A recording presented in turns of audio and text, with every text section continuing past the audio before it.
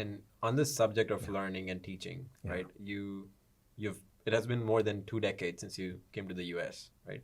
Yeah, 24 years. Yeah, 24 years. Yeah. And like you've tried so many new things. Like even though you are a CS professor, right? But you've done music. You've had your own podcast, right?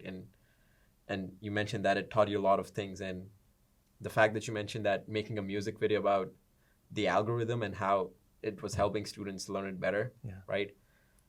I want to ask you, like, how has trying all these artistic endeavors taught you how to be a better teacher and a better educator? Because right now we are following a system that has been set for like it precedes our age, right? It has been something that has been set in stone for a very long time, and we only keep tweaking it a little bit based on the society. And we're still following the same educational model and how we're still imparting education to the students. But knowing this and all these contextual experiences that you've had, how has that made you a better educator? Or what do you think needs to change?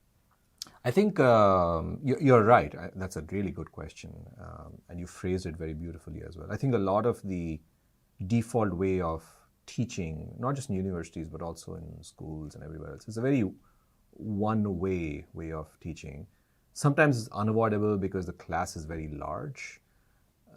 But even if the class is very large, it doesn't need to be a one-way. It can be a more interactive style of learning. So I think it's very important for a teacher to be very accessible to their students, to his or her students, because I think you can teach techniques or you can teach whatever you happen to be teaching, but one of the things that students pick up on is just the enthusiasm of the teacher who's teaching it. Sometimes they actually say it, like explicitly the student will tell me, sometimes many years later when they come back for like a career fair and they're a big honcho in their company, they'll come back and say, your enthusiasm, they've actually told me many times, your enthusiasm for the subject really, was infectious, right? Sometimes, a student's enthusiasm infects me. I'm like, oh, this person's so excited. Let's look at that. Let's look at distributed machine learning, right? That's how I got involved in that topic.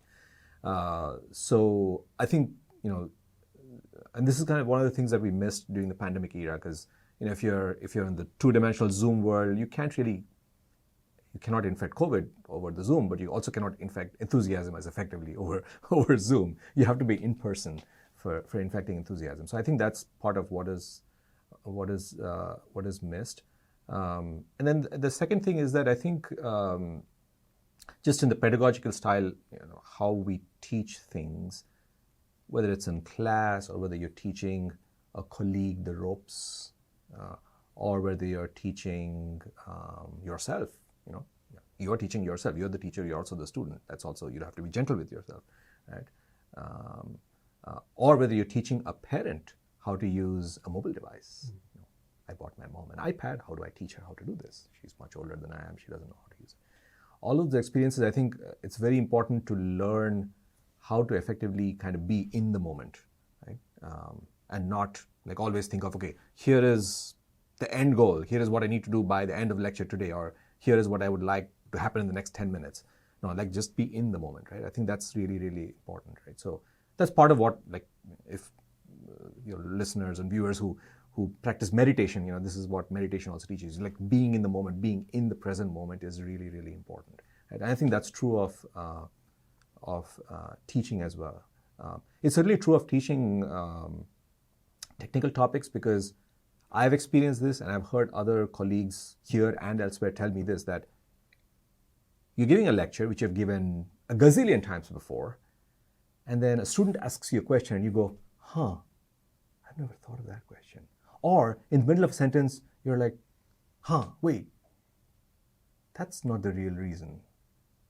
And then afterwards you go off and think about it, and that leads to a new research project.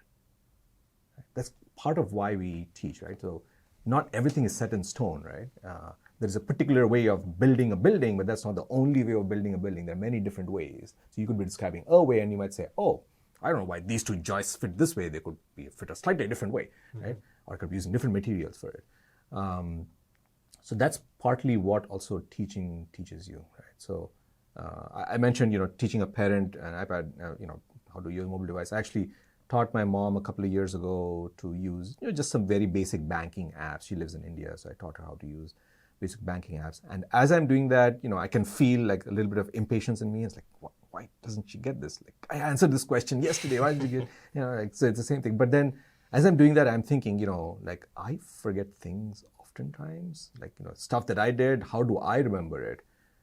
She clearly doesn't have access to all of those, experiences.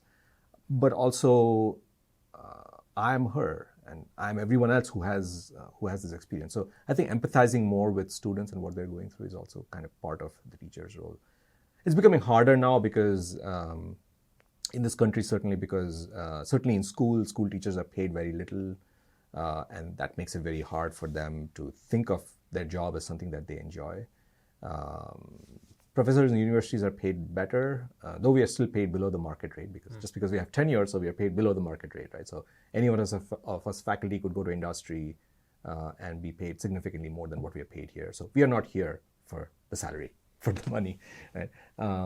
But then again, even here in many of our classes, the class sizes are just growing so quickly that it's very hard to know everyone, right? So, when Socrates used to sit down with his students, he would be like, okay, here are my 5 students. I know every one of their names. I also know where they live, and I know kind of where the background is. But when that 5 becomes 500, I don't think Socrates could have remembered any one of their details, right? He may remember some of them.